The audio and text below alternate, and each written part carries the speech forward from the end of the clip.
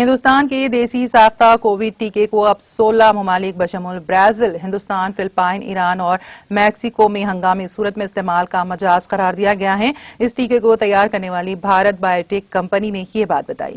50 ممالک میں اس اجازت کا عمل جاری رہنے کے دوران عالمی تنظیم صحت سے کو ویکسین کو ہنگامی صورت میں استعمال ہونے کی فہرست میں شامل کرنے کے سلسلے میں تبادلہ خیال کیا جا رہا ہے۔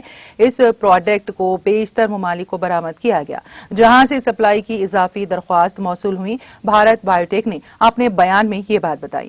گزشتہ چند ہفتوں کے دوران برازیل اور دیگر ممالک میں کو ویکسین کے حصول کے عمل کے تعلق سے میڈیا میں غلط بیانی کی جا رہی ہے۔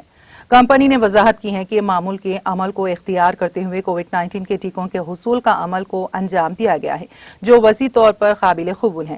ملک کی ضروریات کی تکمیل کی بنیاد پر کمپنی کو مکتوب رضامندی حاصل ہوتا ہے اور اس کے بعد ہی متعلقہ ملک میں اس ٹیکے کے ہنگامی استعمال کے لیے درخواست داخل کرنے کے عمل میں پیش رفت کی جاتی ہے۔ اس کی منظوری کے بعد وزارت صحت خریداری کا آرڈر جاری کرتی ہے جس میں ابتدا میں درکار معیار کا خیال رکھا جاتا ہے۔